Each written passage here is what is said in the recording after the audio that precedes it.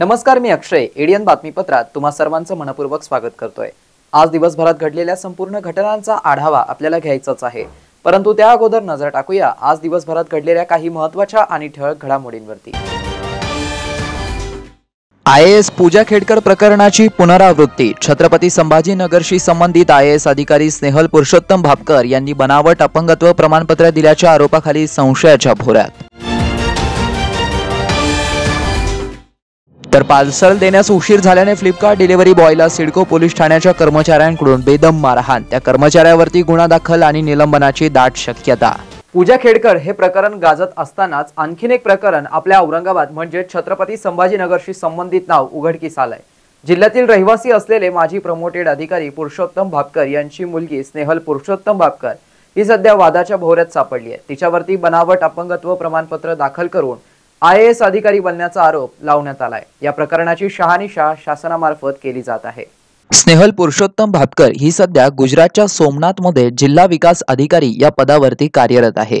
गुजरातमधील अपंगत्वाचं प्रमाणपत्र दाखल करून भारतीय प्रशासकीय सेवेत कार्यरत असलेल्याबाबत 7 अधिकाऱ्यांवरती बनावट प्रमाणपत्र दाखल केल्याचा आरोप लावण्यात आलाय. त्यामध्ये सोनल मिश्रा 1997 बॅच, रवी अरोडा 2006 ची बॅच, संदीप सांगले 2007 ची बॅच, मनीष बन्सल 2013 ची बॅच, स्नेहल भापकर 2018 ची बॅच, जयंत किशोर मनकाले 2020 ची बॅच, तर अमोल अवाटे 2022 ची बॅच या अधिकाऱ्यांवरती आरोप लावण्यात आलाय. त्यापैकी स्नेहल पुरुषोत्तम भापकर या देखील एक आहेत. यातील 4 अधिकारी संशयाच्या घेऱ्यामध्ये आहेत. तेथील मुख्यमंत्री भूपेंद्र पटेल यांनी या चौघांच्या चौकशीचे आदेश जारी केले आहेत. मात्र स्नेहल भापकर यांचं प्रकरण समोर येताच 7ही अधिकारी वादाच्या भोवऱ्यात सापडले असल्याचं म्हटलं जात आहे. या 7 अधिकाऱ्यांपैकी 4 अधिकारी महाराष्ट्र राज्याचे आहेत. एक राजस्थानमधील, तर एक झारखंडमधील, तर एक उत्तर प्रदेशमधील रहिवासी अधिकारी आहे. यातील स्नेहल भापकर यांच्या अपंगत्वाच्या प्रमाणपत्रावरती गुजरात आणि महाराष्ट्र राज्यात मोठी चर्चा सुरू होती. या चर्चेनंतर स्नेहल भापकर या सुट्टीवर गेले आहेत. त्यानंतर त्यांच्याशी संपर्क करण्याचा प्रयत्न केला असता त्यांचा मोबाईल बंद येत आहे. त्यांनी या प्रकरणाबाबत कुठलेच स्पष्टीकरण जाहीर केलेलं नाहीये. स्नेहल भापकर या छत्रपती संभाजीनगर जिल्ह्यातील रहिवासी असल्याचं म्हटलं जात आहे. मात्र पुरुषोत्तम भापकर हे प्रमोटेड माजी अधिकारी असून त्यांनी औरंगाबादचे महानगरपालिका आयुक्त तथा विभागीय आयुक्त म्हणून कर्तव्य बजावलं आहे. स्नेहल या UPSC परीक्षेमध्ये 981 रँक मिळवली होती. या रँकवरती IAS अधिकारी बनणं शक्य नव्हतं. या रँकवर रेल्वेमधील पद देखील मिळत नाही. अगदी कमी दर्जाचे अधिकारीचं पद या रँकवरती दिलं जातं. मात्र अपंगत्वाचं प्रमाणपत्र दाखल केल्यामुळे तिला थेट IAS पदी नेमणूक करण्यात आली असल्याची बाब समोर आली आहे. सामान्यतः UPSCच्या 100 रँकच्या आत येणारे अधिकारी हे IAS पदी नियुक्त होतात. त्यानंतर IPS, त्यानंतर IFS, त्यानंतर IRS, त्यानंतर रेल्वे आणि अन्य विभागांमध्ये उच्च पदावरती नेमणुका केल्या जातात. मात्र ह्या अपंगत्वाच्या प्रमाणपत्रावरती स्नेहल भापकर यांची थेट IAS पदी नियुक्ती करण्यात आली. त्यांनी मूकबधीर असल्याबाबत अपंगत्वाचं प्रमाणपत्र दाखल केलं. मात्र याचा नुकताच एक भाषण करतानाचा व्हिडिओ व्हायरल झालाय. सब लोगों का उत्साह देख के मुझे बहुत अच्छा लग रहा है. तो थोड़ा सा जरूरी काम की वजह से जाना पड़ रहा है, लेकिन आप लोग बहुत अच्छे से कार्यक्रम पूरा करिए और इसी तरीके से बहुत बढ़िया तरीके से हम और भी कार्यक्रम करेंगे. तेव्हापासून स्नेहल भापकर आणखीनच चर्चेत आले असून सध्या या 7 पैकी 7 अधिकाऱ्यांच्या अपंगत्व प्रमाणपत्राची शहानिशा शासनामार्फत केली जाणार असल्याची माहिती देखील पुढे येत आहे.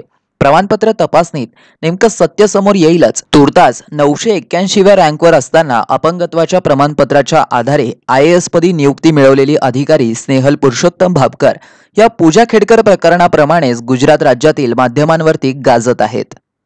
जितेंद्र नावाच्या फ्लिपकार्ट डिलिव्हरी बॉयला सिडको पोलीस ठाण्यातील कर्मचाऱ्याकडून पार्सलला उशीर झाल्याने मारहाण करण्यात आल्याची घटना सोमवारी दुपारी उघडकीस आली आहे. सदर प्रकरणी सिडको पोलीस ठाण्यात गुन्हा दाखल करण्यात आला आहे, तर त्या कर्मचाऱ्याचं निलंबन प्रक्रिया सुरू आहे.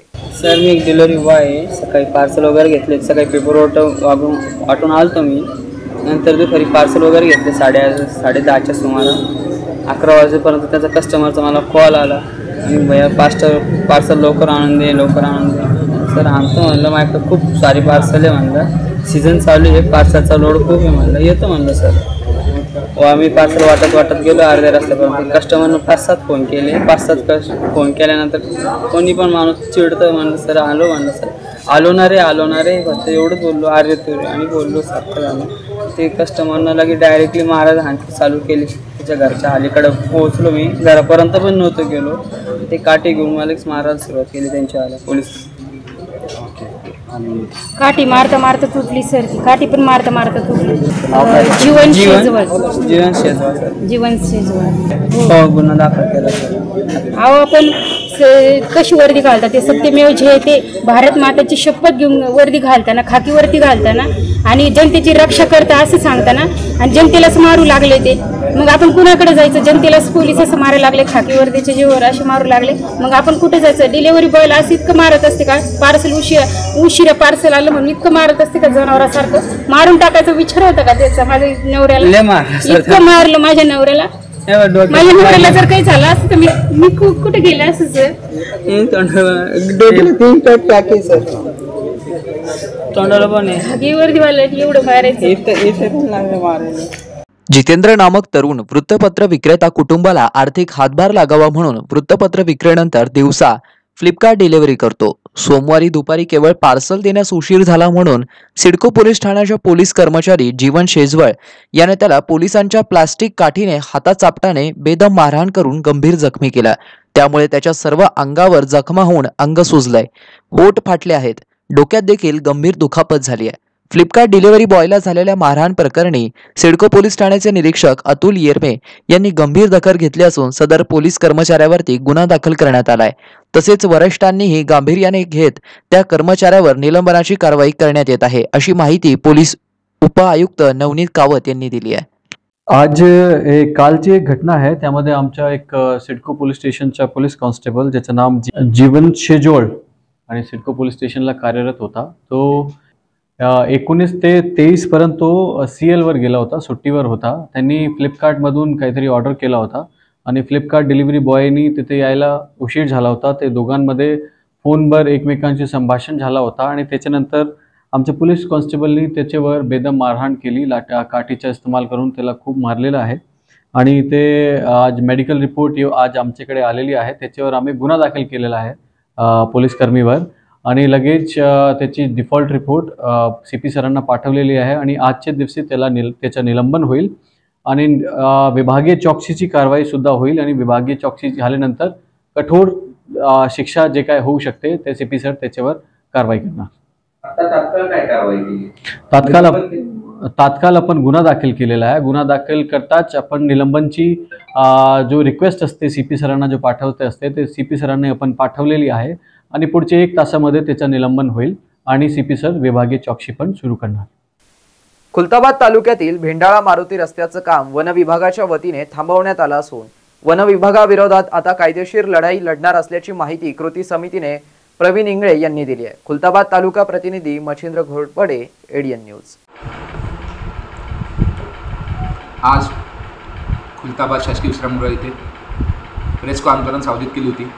त्या अनुषंगाने भेंडाळा मारुती जागृत कृती समिती तालुका खुलताबाद जिल्हा छत्रपती संभाजीनगर आम्ही सगळे सभासद आज प्रेस कॉन्फरन्सला हजर आहे. सदरील आम्ही 8 ते 15 दिवसापासून भेंडाळा मारुती रस्ता मोकळा करण्यासाठी आमची पूर्ण कृती समिती प्रयत्न करत आहे. त्या अनुषंगाने काही ठिकाणी आमचा रस्ता मोकळा झालेला आहे, काही ठिकाणी वन विभाग आम्हाला आळाकाठी येत आहे आणि खाजगी जमिनीमध्ये सुद्धा त्यांची मनमानी आमच्या लोकांवर चालू आहे. ज्या ठिकाणी लोकांचे खाजगी गट आहे, आम्ही त्यांना एकच विचारत आहे. आतापर्यंत आमचा जो प्रवास चालू आहे फॉरेस्टवाल्यांना आम्ही एकच विचारत, तुमच्याकडे ताबा पावती किंवा पंचनामा आहे का? आजपर्यंत त्यांनी कुठलाही ताबा पावती किंवा पंचनामाचा डॉक्युमेंट संबंधित तहसील कार्यालयाला पण दिलेला नाही आणि आमच्याकडे पण दिलेलं नाही आणि त्यांच्याकडे रितसर कुठली मोजणीचा पण डॉक्युमेंट नाही आहे, फक्त गाव नकाशावर आहे. पण माझं मत असं आहे की 7/12नुसार लोकांचं क्षेत्र हे झालेलं आहे. त्यांचं एक जमाबंदी आयुक्ताचं पत्र आहे, त्याच्यामध्ये पण नमूद आहे गाडी वाट आहे आणि ज्यावेळेस थोडा रस्ता मोकळा करायचा आहे तर रस्ता मोकळा करू द्यायला पाहिजे त्यांनी. पण त्यांचं काल आम्ही रस्ता मोकळा करत होतो का खाजगी गटामध्ये रस्ता मोकळा करताना त्यांचे कर्मचारी आले, कर्मचारी आल्यानंतर आमचे काही तिथं ठराविक लोक होते, त्यांना डायरेक्ट धमकी, तुम्ही रस्त्याचं काम बंद करा, नाहीतर आम्ही आमचे सुसाईड करणार, फाशी घेणार, असं लोकांना धमकी देत आहे. पण ते काम त्यांचं घरचं नाही ना, सरकारी काम आहे ना. आम्ही त्या ठिकाणी त्यांना सांगितलं ताबा पावती आणि पंचनामा आणा आहे. त्यांचं गॅजेट पण चुकीचं 2018चं. त्या अनुषंगाने आम्ही आज मान्य तहसीलदार साहेबांना निवेदन देणार आहे. हे चुकीचे डॉक्युमेंट झालेले आहे, त्याची दुरुस्ती होण्यात यावी 7/12नुसार. आणि आमचा रस्ता तर आम्ही मोकळा करणारच आहे आणि चालू ठेवणार आहे. तालुक्यामध्ये जर कायदा सुव्यवस्थेचा काही प्रश्न निर्माण झाला तर त्याची जबाबदारी वन विभागावर राहणार, खुलताबाद यांच्यावर. याची दखल महसूल प्रशासनाने घेण्यात यावी. तसेच आज आम्ही काम करताना म्हणजे खरी परिस्थिती तिथे घरकुल म्हणजे एक दलित वस्ती आहे 194/1 मध्ये. त्या लोकांचं अस्तित्व हे 40 वर्षापासून आहे. तिथं घर आहे, सगळ्या गोष्टी आहे, समाज मंदिर पण आहे, तरी त्या लोकांना घरकुल मंजूर झालेले आहे. तर फॉरेस्टवाले घरकुल करून देत नाही आहे. त्यांनी संबंधित पंचायत समितीला पत्रव्यवहार दिलाय की तुम्ही तिथं घरकुल करू नये म्हणे. त्या लोकांचे पण घरकुल थांबलेले आहे, हप्ते पण थांबलेले आहे. ह्या हुकुमशाही धोरणाला कुठेतरी आळा बसायला पाहिजे. प्रशासनाने त्याची दखल घ्यायला पाहिजे आणि रेकॉर्ड दुरुस्त करून सामान्य लोकांना न्याय द्यायला पाहिजे. आणि आमची मेन जे मागणी आहे ते रस्त्याची मागणी आहे, ते रस्त्याची मागणी पूर्ण करण्यात यावी महसूल प्रशासनाने, हीच आमची विनंती आहे. डॉक्टर महिलेवरती झालेल्या अत्याचार आणि हत्येच्या प्रकरणाला 10 दिवस उलटले तरी अद्याप आरोपींना शिक्षा झाली नसल्याने शहरातील शासकीय कर्करोग रुग्णालयातील डॉक्टरांनी या घटनेचा निषेध नोंदवलाय.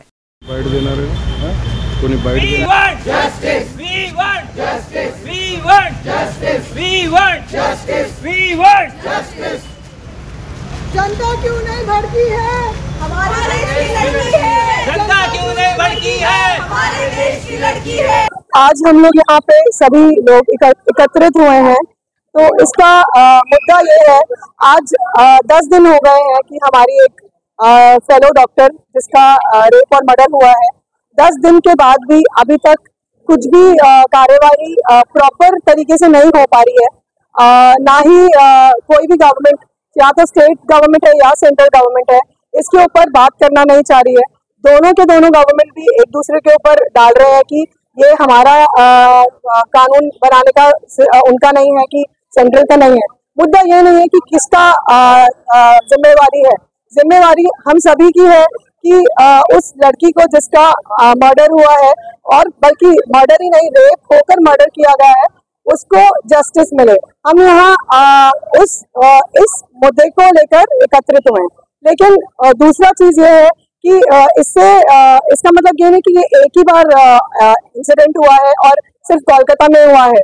पिछले 10 दिनों में हमें सूचना ये भी मिल रही है कि ऐसी घटनाएं बहुत सारी जगह पर हो रही है, चाहे वो हरियाणा हो या यूपी हो, उत्तराखंड हो या मुंबई हो. हर जगह हमें सुनने में आ रहा है कि ये घटना अभी भी उस इतने बड़े इंसिडेंट के बाद हर जगह होती जा रही है. तो ये रुक क्यों नहीं रहा है? हम यहाँ ये मूवमेंट जो हमने स्टार्ट किया है, ये कभी भी रोक सकते हैं, लेकिन ये रुक जाए और हम अपने ड्यूटीज पे चले जाए वापस, ये हमें ठीक नहीं लगता है. क्योंकि ना तो उस लड़की को कोई जस्टिस मिल रहा है, और अगर आगे भी अगर ये एपिसोड होता है तो हम किससे इसका न्याय मांगेंगे.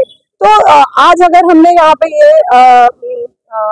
प्रोसेशन छोड़ दिया तो ये आगे फिर कभी नहीं उठ सकता है. तो देश की बेटी सुरक्षित है? तो बिल्कुल भी नहीं, देश की बेटी कहीं भी सुरक्षित नहीं है. देश की बेटी की सुरक्षा हम सभी की जिम्मेवारी है, और लोगों को भी मतलब मेल हो या फीमेल हो, सबका ही जिम्मेवारी बनती है. हमारी साथी डॉक्टर के साथ में हुआ है वो ठीक नहीं है. जिस पद पे वो डॉक्टर थी, वहां तक पहुंचने के लिए 12वीं कक्षा के बाद भी उन्होंने 8 साल पढ़ाई की है, कंपटीशन में पेपर्स दिए हैं, बट अस्पताल में 24 घंटे जाके ड्यूटी की है, और एंड में उनके साथ ऐसा हुआ है. तो जो चीजें उनके साथ हुई है, इसके ऊपर सरकार को पूरी कार्रवाई करनी चाहिए. ऐसा क्यों हो रहा है कि पूरी बात इतने दिन हो गए, अब तक किसी को कुछ पता नहीं चला है? कोलकाता में चल क्या रहा है, मतलब वो लोग करना क्या चाह रहे हैं? तो क्या लगता है इसकी जिम्मेवारी सरकार को लेनी चाहिए? अभी कोलकाता सरकार से नहीं समझ रहा है तो सेंट्रल गव्हर्नमेंट को लेनी चाहिए. शहरवासियांना एक सुवर्ण संधी. तुम्ही एखादा व्यवसाय करताय का? मग एडियन वरती जाहिरात करा आणि मिळवा व्यवसायात मोठा फायदा. तर वाट कसली पाहताय? आताच खाली दिसत असलेल्या नंबरवरती संपर्क साधा. इथे वेळ झाली एका छोट्याशा ब्रेकची. कुठेही जाऊ नका, पाहत रहा एडियन न्यूज.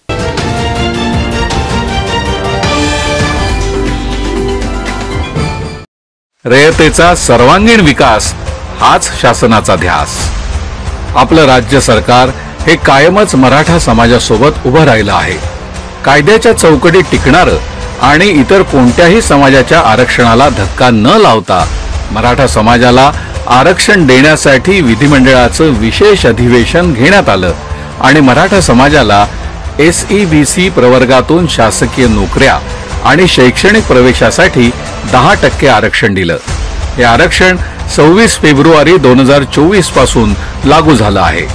मराठा समाजाच्या विद्यार्थ्यांसाठी सारथी संस्थेमार्फत अधिछात्रवृत्ती शिष्यवृत्ती योजनेअंतर्गत मराठा समाजाच्या 2109 विद्यार्थ्यांना 116 कोटी 34 लाख रुपये वितरित करण्यात आले आहेत. सारथी मार्फत मागील 3 वर्षात प्रशिक्षण घेतलेल्या 58 विद्यार्थ्यांची UPSC तर 304 विद्यार्थ्यांची MPSC मार्फत निवड करण्यात आली आहे. याखेरीज 32,639 विद्यार्थ्यांना छत्रपती राजाराम महाराज सारथी गुणवंत विद्यार्थी शिष्यवृत्ती देण्यात आली. या शिष्यवृत्ती अंतर्गत 31 कोटी रुपये वितरित करण्यात आले. तसंच यावर्षी 44,102 विद्यार्थ्यांना 42 कोटी रुपये मंजूर करण्यात आले आहेत. सारथी मार्फत 36,726 विद्यार्थ्यांना रोजगार, स्वयंरोजगार आणि कौशल्य विकासाचं प्रशिक्षण देण्यात येत आहे, जेणेकरून मराठा समाजातील तरुण हा सुशिक्षित आणि स्वबळावर उभा राहावा. मराठा समाजाच्या 75 विद्यार्थ्यांना परदेशी शिष्यवृत्तीचा लाभ आणि त्याकरता 21 कोटी रुपयांची तरतूद करण्यात आली आहे. डॉक्टर पंजाबराव देशमुख वसतिगृह योजनेअंतर्गत 3,79,373 विद्यार्थ्यांना 21,293 कोटी निर्वाह भत्ता वितरित करण्यात आला आहे. याशिवाय राजर्षी छत्रपती शाहू महाराज शिक्षण शुल्क शिष्यवृत्ती योजना अंतर्गत 17,54,494 विद्यार्थ्यांना व्यावसायिक शिक्षणासाठी 9,262 कोटी रुपये मंजूर करण्यात आले आहेत. याखेरीज शेतकऱ्यांसाठी शेतकरी प्रशिक्षण कार्यक्रम सारथी मार्फत सुरू करण्यात आले आहेत. रयतेचा सर्वांगीण विकास हाच शासनाचा ध्यास. रयतेचा सर्वांगीण विकास हाच शासनाचा ध्यास. आपलं राज्य सरकार हे कायमच मराठा समाजासोबत उभं राहिलं आहे. याकरता सुप्रीम कोर्टात दाखल केलेल्या मराठा आरक्षणासंबंधित उपचारात्मक याचिकेसाठी शासनाकडून देशातील सर्वोत्तम वकिलांची फौज उभी केली गेली. माजी न्यायमूर्ती संदीप शिंदे यांच्या समितीनं राज्यातल्या मराठा समाजाला कुणबी, मराठा कुणबी, कुणबी मराठा अशी जात प्रमाणपत्र देण्यासाठी पुरवण्याची वैधानिक आणि प्रशासकीय तपासणी करून पात्र व्यक्तींना जात प्रमाणपत्र देण्यासाठी नोंदणीचा डेटाबेस करून कार्यपद्धती विहित केली, ज्यामुळे जात प्रमाणपत्र मिळणं सुकर झालं. माननीय सर्वोच्च न्यायालय, माननीय उच्च न्यायालय आणि इतर न्यायालय पातळीवर मराठा समाजाचं आरक्षण कसं टिकून राहील याबाबत शासनाला कायदेशीर सल्ला देण्यासाठी माजी मुख्य न्यायमूर्ती दिलीप भोसले यांच्या अध्यक्षतेखाली सदस्य सल्लागार मंडळ नेमलं आहे. मराठा समाजाचं सामाजिक, शैक्षणिक आणि आर्थिक मागासलेपण तपासण्यासाठी राज्य मागासवर्गीय आयोगामार्फत दिनांक 23 जानेवारी 2024 ते 2 फेब्रुवारी 2024 या कालावधीत सर्वेक्षण पूर्ण करण्यात आलं. दिनांक 16 फेब्रुवारी 2024 रोजी मराठा समाजाचं मागासलेपण तपासण्यासाठी राज्यभरात घेण्यात आलेल्या सर्वेक्षणाचा अहवाल शासनाला सादर केला गेला. कायद्याच्या चौकटीत टिकणारं आणि इतर कोणत्याही समाजाच्या आरक्षणाला धक्का न लावता मराठा समाजाला आरक्षण देण्यासाठी 20 फेब्रुवारी 2024 रोजी विधिमंडळाचं विशेष अधिवेशन घेण्यात आलं आणि मराठा समाजाला SEBC प्रवर्गातून शासकीय नोकऱ्या आणि शैक्षणिक प्रवेशासाठी 10% आरक्षण दिलं. हे आरक्षण 26 फेब्रुवारी 2024 पासून लागू झालं आहे. रयतेचा सर्वांगीण विकास हाच शासनाचा ध्यास. रयतेचा सर्वांगीण विकास हाच शासनाचा ध्यास. आपलं राज्य सरकार हे कायमच मराठा समाजासोबत उभं राहिलं आहे.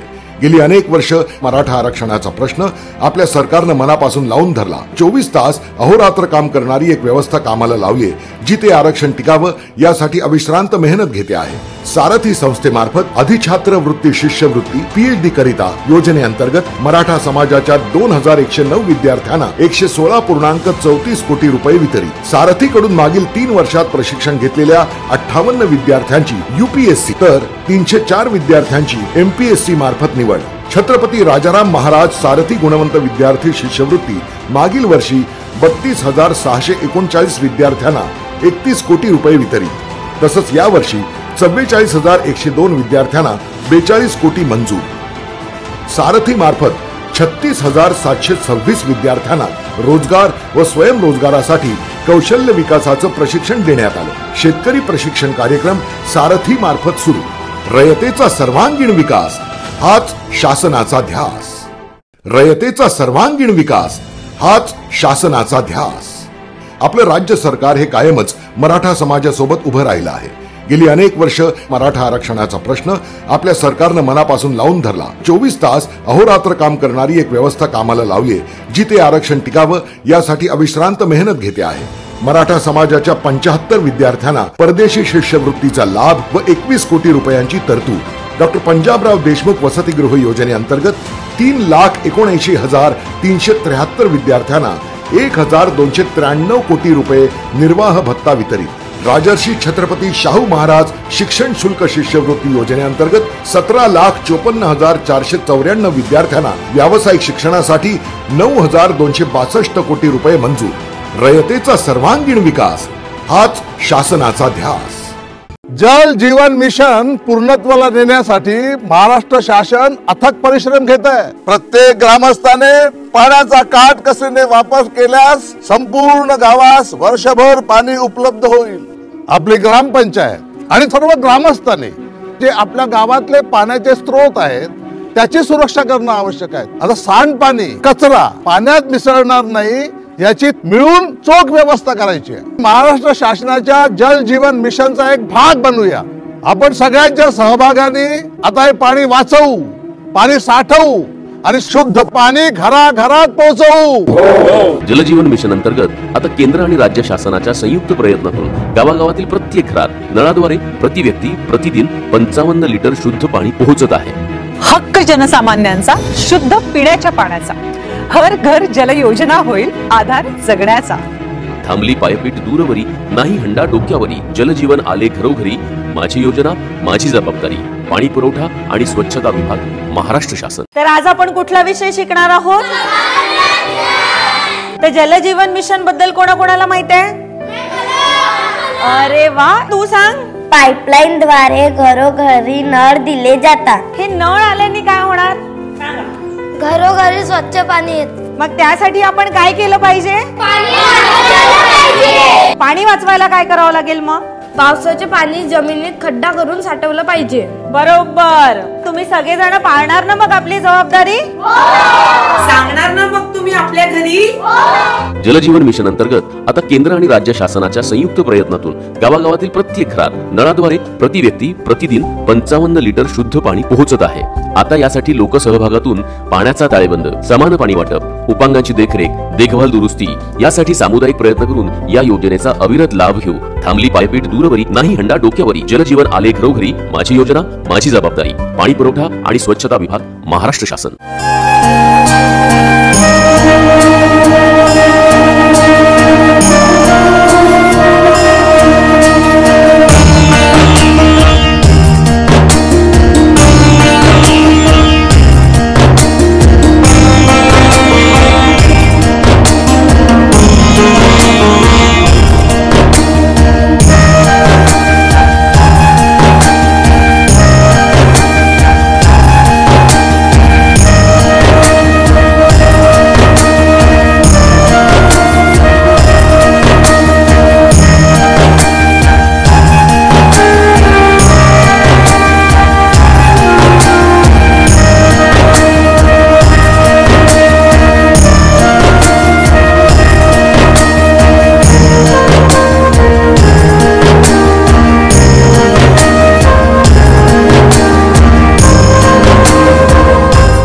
केंद्र आणि महाराष्ट्र शासनाच्या जलजीवन मिशनच्या माध्यमातून आता घराघरापर्यंत नळाद्वारे शुद्ध पाणी पोहोचविण्याची मोहीम पूर्णत्वाला नेली जात आहे। या मोहिमेच्या यशस्वीतेसाठी आपल्या प्रत्येकाची जबाबदारी वाढली आहे। ही योजना सुरळीत चालण्यासाठी पंपाकरिता विजेची आवश्यकता असते, म्हणूनच आपण आपली पाणीपट्टी वेळेत भरूया। असे न केल्यास पंपाचे संचालन किंवा अन्य खर्च जसे निर्जंतुकीकरण, देखभाल, दुरुस्ती आणि उपकरण व साहित्यांसाठी लागणाऱ्या निधीअभावी योजना बंद होऊ शकते। म्हणूनच आपण आपली पाणीपट्टी ग्रामपंचायतीकडे वेळेत जमा करू। आपली योजना, आपली जबाबदारी। केंद्र आणि राज्य शासनानं केली योजना भारी, जलजीवन मिशननं पाणी आणलं आपल्या दारी। थांबली पायपीट दूरवरी, नाही हंडा डोक्यावरी, जलजीवन आले घरोघरी, माझी योजना माझी जबाबदारी। पाणी पुरवठा व स्वच्छता विभाग, महाराष्ट्र शासन। जलजीवन मिशन ही योजना भारी, शुद्ध पाणी पोहोचवी घरोघरी। आपण निभावू आपली जबाबदारी, वेळेत पाणीपट्टी भरण्याची घेऊ खबरदारी। निर्जंतुकीकरण आणि देखभाल दुरुस्ती, यातूनच होईल ना मग खर्चाची वजाबाकी। जल पुनर्भरण आणि भूजल संवर्धनाची जो कास धरी, शाश्वत पाणी संचयातून भविष्य आपुले सुदृढ करी। शुद्ध पाण्यामुळे निरोगी आयुष्याची किमया न्यारी। केंद्र आणि राज्य शासनाची ही योजना गुणकारी। पाणी म्हणजे जीवन, पाणी हे संजीवन, आयुष्य बहरेल घराघरात, मिशन जलजीवन। थांबली पायपीट दूरवरी, नाही हंडा डोक्यावरी, जलजीवन आले घरोघरी, माझी योजना माझी जबाबदारी। पाणी पुरवठा व स्वच्छता विभाग, महाराष्ट्र शासन। अनेकांच्या मनात स्वप्न असते की देशाची सेवा करायची, परंतु काही लोकच योग्य प्रशिक्षण घेऊन ते वास्तवात पूर्ण करतात। वास्तविक सैनिक बनणे सोपं काम नाही, कारण प्रशिक्षणाच्या मैदानापासून ते युद्धाच्या रणांगणापर्यंत प्रत्येक क्षण संघर्षमय असतो। फक्त जो इमानदार, समजूतदार असेल आणि ज्याची इच्छाशक्ती प्रबळ असेल, असाच व्यक्ती या क्षेत्रात टिकू शकतो। प्रत्येक वर्षी अनेक परीक्षार्थ्यांना यश प्राप्त होते, ते फक्त आणि फक्त गरुडचे पंख। पंख आम्ही देतो, उंच भरारी तुम्ही घ्या।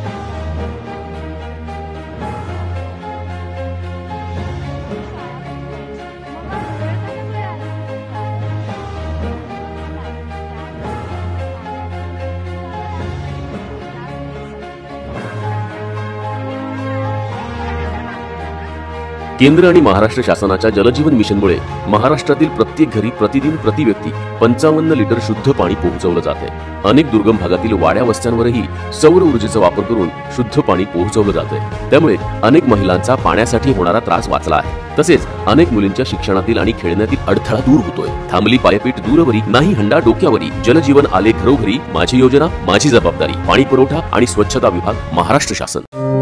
सलाम सरपंच। अरे सलाम युसुफ भाई, काय म्हणतो बा? मी काय ऐकलंय बाबा, तुम्ही जे गावात पाईपलाईन नळ लावून देणार आहे त्याचे पैसे घेणार आहे म्हणून। मी नाही घेणार आहे बा। मग आता तुझ्या घरात वीज येते, त्याला तू बिल भरतो की नाही? भरतो की। अरे मग तसंच आहे ते। आता तुमच्या घरात पाईपलाईन टाकणं, त्याला नळ लावून देणं, हाच खर्च शासन आणि 10% लोक वर्गणी यातून होणार आहे। पण त्याचं देखभाल, दुरुस्ती, पाणी सोडायचं, तो विजेचा पंप चालवा लागेल, त्याचं बिल कोण भरत? म्हणजे महिन्याभरात तुम्ही जेवढं पाणी वापराल त्याचं फक्त बिल भरायचं आहे तुम्हाला, बस। याच्यात आपलाच फायदा आहे ना का? म्हणजे आपलं घर, शाळा, सगळीकडे साफ आणि स्वच्छ पाणी येईल। असं का? म्हणजे पाणी जेवढं पाहिजे तेवढंच वापरायचं, म्हणजे आपलं बिल पण कमी येईल ना। आता समजलं मला, येतो मी। जलजीवन मिशन अंतर्गत आता केंद्र आणि राज्य शासनाच्या संयुक्त प्रयत्नातून गावागावातील प्रत्येक घरात नळाद्वारे प्रतिदिन प्रति व्यक्ती 55 लिटर शुद्ध पाणी पोहोचत आहे। थांबली पायपीट दूरवरी, नाही हंडा डोक्यावरी, जलजीवन आले घरोघरी, माझी योजना माझी जबाबदारी। पाणी पुरवठा व स्वच्छता विभाग, महाराष्ट्र शासन। मस्त मास्क पहना रे तूने। Thank you sir.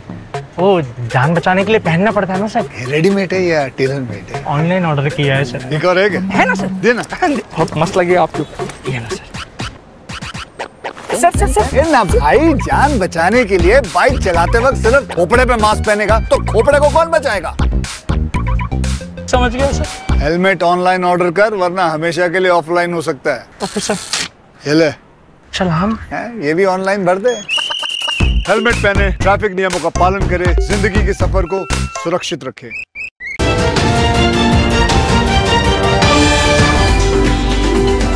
ब्रेकनंतर पुन्हा एकदा स्वागत। आपण बघत आहात एडियन बातमीपत्र। मनोज जरांगेंना धमकी देणं थांबवा, अन्यथा परिणाम वाईट होतील, असा इशारा ऑल इंडिया पॅन्थर सेनेचे राष्ट्रीय अध्यक्ष दीपक केदार यांनी दिलाय।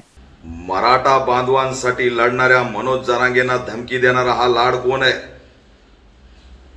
या लाडची अवकात काय? सरकारकडून टेंडर मिळवण्यासाठी पुढं हाजी करणारे मराठवाड्यातल्या आंदोलकाला मुंबईला येऊन दाखव मानण्याची धमकी द्यायची लायकी किती आहे? बोलतो किती? या लाडचे सरकारने लाड पुरवायचे। मनोज जरांगे मराठवाड्यातला आणि महाराष्ट्रातला एक आंदोलक आहे, एका समूहासाठी लढतोय। 18 पगड जातीच्या विकासाची, आर्थिक उन्नतीची भाषा करतोय आणि त्याला तुम्ही मुंबईमध्ये येऊन दाखव म्हणून धमकी देता? लाज वाटली पाहिजे। अरे हा निळा फाकड्या आज मनोज जरांगेच्या बाजूने उभा आहे। तुमच्यामध्ये दम असेल तर टच करून दाखवा, हिम्मत असेल तर फक्त तुम्ही ललकारून दाखवा। एकटं समजताय, एकाकी लढता असा समजताय। मनोज जरांगे एकटा नाही, लाड। लक्षात ठेवा, हात धुवून मागं लागलो तर कुठलंच राहणार नाही, कुठलंच राहणार नाही। याला गाड त्याला गाड, लाड हे आमच्याकडं चालत नाही। आमचा कार्यक्रम परफेक्ट असतोय बिलकुल। या ठिकाणी यानंतर मनोज जरांगेंना टार्गेट करायचं नाही। तुम्हाला जर लय पुळका येतो तुमच्या अमुक ढमुकचा तर घरी जाऊन भांडेन कपडे धुत बसा, पण एका आंदोलकाला छत्रपती शिवाजी महाराजाच्या मावळ्याला मुंबईत येण्याची धमकी द्यायची नाही। मुंबई कुणाची जागीर नाही, ती आमच्या बापाची आहे। संविधान आमच्या बापाचं, देश आमच्या बापानी त्या ठिकाणी संविधानाच्या माध्यमातून निर्माण केलेला आहे। तुमचं काय योगदान आहे देश बनवण्यात? कॉन्ट्रॅक्ट घ्यायचे आणि कॉन्ट्रॅक्टसाठी लाल चाटूपणा करायचा हे थांबवा। एका मोठ्या समूहाच्या नेतृत्वाला ललकारताना 1000 वेळा विचार करा। मनोज जरांगे असतील, आम्ही असेल, आणखी तुम्हाला गंभीर घेतलं नाही कुणालाच। ज्या दिवशी 1% जरी गंभीर घेतलं ना, त्या दिवशी बोलणाऱ्यांचे काय हाल होतील हे सांगता येणार नाही। विरोधाला विरोध करा, आम्ही तो मान्य करू, पण मुंबईमध्ये यायचं नाही। तुमच्या बापाची जागीर आहे का? मुंबईमधून तुम्हाला या ठिकाणी धमक्या देण्यासाठी बसवलेलं आहे का? पटकन मीडिया मिळते, प्रसिद्धी मिळते म्हणून काही बोलायचं हे खपून घेतलं जाणार नाही। आणि मनोज जरांगेंना कुणीही एकटं समजायचं नाही। अरे लाज वाटली पाहिजे तुम्हाला। आम्ही आज साथ देतो आणि तुम्ही शिव्या देताय कशासाठी? कंत्राटसाठी, स्वार्थासाठी तुम्ही काय करायला निघालात? जरा विचार करा आणि यापुढे धमकी द्यायची नाही। त्यांचे कोणी बॉस असतील त्यांना पण सांगतो, या आवरा, यांना पटकन आत घाला, नाहीतर परिणाम वाईट होतील। ओव्हर गावातील रोड रोमियोंच्या जाचाला कंटाळून एका विद्यार्थिनीने आत्महत्या केली होती। या प्रकरणी आरोपीला तात्काळ अटक करण्यात यावी या मागणीसाठी आज रास्ता रोको आंदोलन करण्यात आलंय। गावातीलच टवाळखोरांच्या जाचाला कंटाळून एका मुलीने आत्महत्या केली होती। त्या मुलीच्या अंत्यविधीनंतर आज तिचा रक्षा कार्यक्रम आटोपून तिच्या नातेवाईकांनी निषेध नोंदवत रस्ता रोको आंदोलन केलं। या प्रकरणातील जबाबदार आरोपींवरती कारवाई करण्यात यावी अशी मागणी यावेळी करण्यात आली आहे। पूजा शिवाजी पवार, तिचं वय वर्ष 17, ती 11वीमध्ये शिकत होती। ती शिक्षण घेत असताना 10वीमध्ये तिच्या वर्गामध्ये ती 96% घेऊन फर्स्ट क्लास तिचा नंबर आला होता आणि तिच्या डोळ्यासमोर स्वप्न आईवडिलांचे फार होते।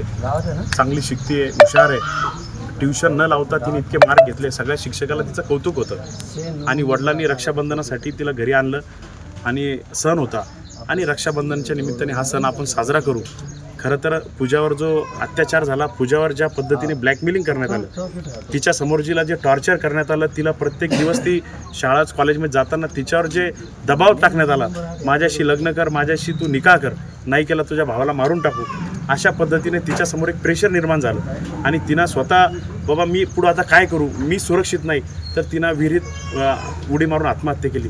खरं तर या जिहादी या ओव्हर गावामध्ये ही घटना पहिली नव्हे, हे 5-6 घटना या गावामध्ये घडलेल्या आहे. कारण की या अशाच घटना जर घडत असतील तर उद्या हिंदू मुलींना शिक्षण शिकायचं का नाही, हा प्रश्न आता या सर्व परिवारावर, या सर्व ओव्हर गावामध्ये, या सर्व माता भगिनीवर हा एक शंकेचा प्रश्न उभा राहिलेला आहे. पण आम्ही सर्व सकल हिंदू समाजाच्या वतीने उद्या आव्हान केलेलं आहे की हर्सुल टिपॉन्ड या चौकामध्ये अखल हिंदू समाज म्हणून आपण उद्या रस्त्यावर उतरून पूजाला जी वेळ आलेली आहे, तिला स्वतःची जी आत्महत्या करण्याची जी तिला भाग पाडलं, प्रवृत्त केलं, अशा गुन्हेगारावर तात्काळ फोक्सो गुन्हा लागला पाहिजे.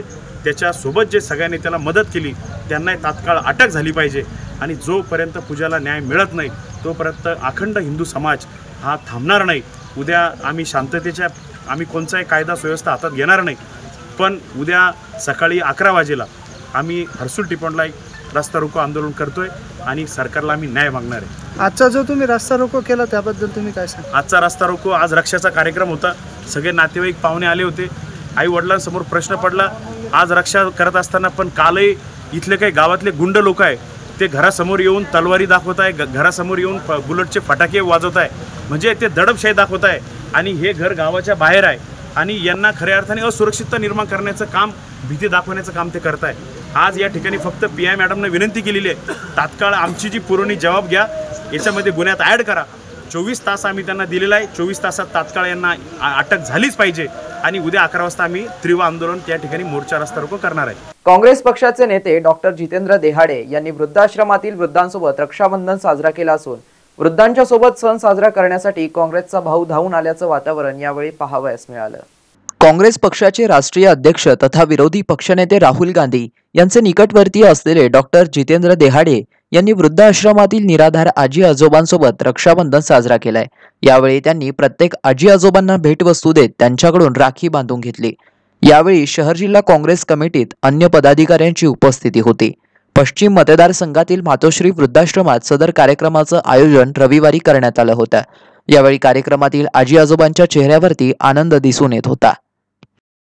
राष्ट्रवादी काँग्रेस पार्टी शरद पवार पक्षाचे महाराष्ट्र प्रदेश अध्यक्ष ओबीसी विभाग राजापूरकर यांनी मुंबई पक्ष कार्यालयात घेतलेल्या बैठकीत बीबी का मकबरा येथील मुतवल्ली मुजावर शेख फैसल मोहम्मद इक्बाल यांची ओबीसी विभाग महाराष्ट्र राज्य संघटक सचिवपदी नियुक्ती करण्यात आली आहे. आज मुंबईला राष्ट्रवादी काँग्रेस पक्ष शरदचंद्र पवार या आमच्या पक्षाच्या माध्यमातून ओबीसी विभागाची बैठक झाली. लवकरच विधानसभा निवडणुका आहेत आणि विधानसभा निवडणुकासाठी महाराष्ट्रातल्या कानाकोपऱ्यामध्ये हा जो ओबीसी असेल, SC असेल, ST असेल, VJNT असेल, भटके विमुक्त असतील, अल्पसंख्याक असेल, या सर्व समाजाला एकत्र करून त्यांचे एकमूठ बांधण्याचा कार्यक्रम त्या ठिकाणी आपण हातामध्ये घेतलेला आहे. आणि ओबीसी विभागाच्या माध्यमातून शिव फुले शाहू आंबेडकरांची वारी गावाच्या पारी अशा प्रकारच्या कार्यक्रमाच्या माध्यमातून आज त्या ठिकाणी आमची बैठक झाली. वक्त्यांची निवड झालेली आहे. साधारणतः 20 वक्ते गावागावामध्ये जाऊन शिव फुले शाहू आंबेडकरांचे विचार, आदरणीय पवारसाहेबांचं महाराष्ट्रासाठी असलेलं योगदान आणि महाराष्ट्रामध्ये ज्या पद्धतीने एक दुसऱ्याला गाडण्याची भाषा सुरू आहे, याच्यामध्ये महाराष्ट्रामध्ये छत्रपती शिवरायांचे जे विचार होते, त्या ठिकाणी फुले शाहू आंबेडकरांचे जे विचार होते, ते टिकवण्याची एक भूमिका आपण घेतली आहे. आणि म्हणूनच या माध्यमातून सामाजिक ऐक्य टिकवण्याच्या माध्यमातून एक चांगली भूमिका आज या सर्व वक्त्यांच्या माध्यमातून घेण्यात आली. आणि लवकरच हे वक्ते आता महाराष्ट्रातल्या गावागावामध्ये कानाकोपऱ्यामध्ये जाऊन हे विचार पोचवण्याचं काम करतील. याच्यापैकी एक आमचे फैजल शेख इक्बालजी आहेत, ज्यांना आत्ताच आम्ही आमच्या राष्ट्रवादी काँग्रेस पक्ष ओबीसी विभागाच्या माध्यमातून प्रदेश संघटक सचिव अशा एका मोठ्या भूमिकेत, मोठ्या जबाबदारीतून त्या ठिकाणी घेतलेलं आहे. संभाजीनगरमधून ते येतात आणि संभाजीनगरमध्ये असलेले आमचे जे मायनॉरिटीची लोक आहेत, आमचे जे ओबीसी असतील, आमचे जे SC असतील, ST असतील, या सगळ्यांना एकत्रित घेण्याचं काम फैजलबाईंच्या माध्यमातून होईल अशी आम्हाला अपेक्षा आहे, विश्वास आहे. आणि फैजलबाई त्याचप्रमाणे तिथल्या स्थानिक नेते असतील, त्या ठिकाणी स्थानिक पदाधिकारी असतील, यांना एकत्रित घेऊन येणाऱ्या काळामध्ये विधानसभेच्या सोबतच जिल्हा परिषद असेल, नगरपंचायत, पंचायत समिती, नगरपालिका असतील, एक मोठं यश पक्षाला ते घेऊन देतील असं मला विश्वास देखील त्यांच्या बाबतीमध्ये आहे. फैजलबाई, आज मुंबईला तुम्ही आला, तुमचं मनापासून मी स्वागत करतो. मैं शेख फैसल मोहम्मद इकबाल, औरंगाबाद, हमारी राष्ट्रवादी कांग्रेस पार्टी शरद पवार गट के माननीय प्रदेश अध्यक्ष ओबीसी सेल के राजापुरकर सर ने हमारी ओबीसी सेल के ऊपर महाराष्ट्र संगठक सचिव पद पर आज नियुक्ति की गई। हमारी नियुक्ति ये मुंबई के प्रदेश अध्यक्ष कार्यालय में की गई, जिसके चलते हम उनका शुक्रिया अदा करते हैं और जितनी उन्होंने हमारे पे विश्वास किया है उससे उस उम्मीद से ज़्यादा हम राष्ट्रवादी कांग्रेस पार्टी शरद पवार गट ओबीसी सेल में अपना हिम्मत से काम करेंगे और ज़्यादा से ज़्यादा पार्टी का प्रचार प्रसार करके ज़्यादा से ज़्यादा शरद पवार गट साहब के उम्मीदवारों को जिताने की कोशिश करेंगे। शेवटी पुन्हा एकदा नजर टाकूया आज दिवसभरात घडलेल्या काही महत्त्वाच्या आणि ठळक घडामोडींवरती। IAS पूजा खेडकर प्रकरणाची पुनरावृत्ती। छत्रपती संभाजीनगरशी संबंधित IAS अधिकारी स्नेहल पुरुषोत्तम भापकर यांनी बनावट अपंगत्व प्रमाणपत्र दिल्याच्या आरोपाखाली संशयाच्या भोवऱ्यात। तर पार्सल देण्यास उशीर झाल्याने फ्लिपकार्ट डिलिव्हरी बॉयला सिडको पोलीस ठाण्याच्या कर्मचाऱ्यांकडून बेदम मारहाण। त्या कर्मचाऱ्यावरती गुन्हा दाखल आणि निलंबनाची दाट शक्यता। आणि याबरोबरच हे बातमीपत्र इथेच संपलं। पुन्हा भेटूया पुढील बातमीपत्रात। तोपर्यंत पाहत रहा आपल्या हक्काचं बातमीपत्र ADN न्यूज।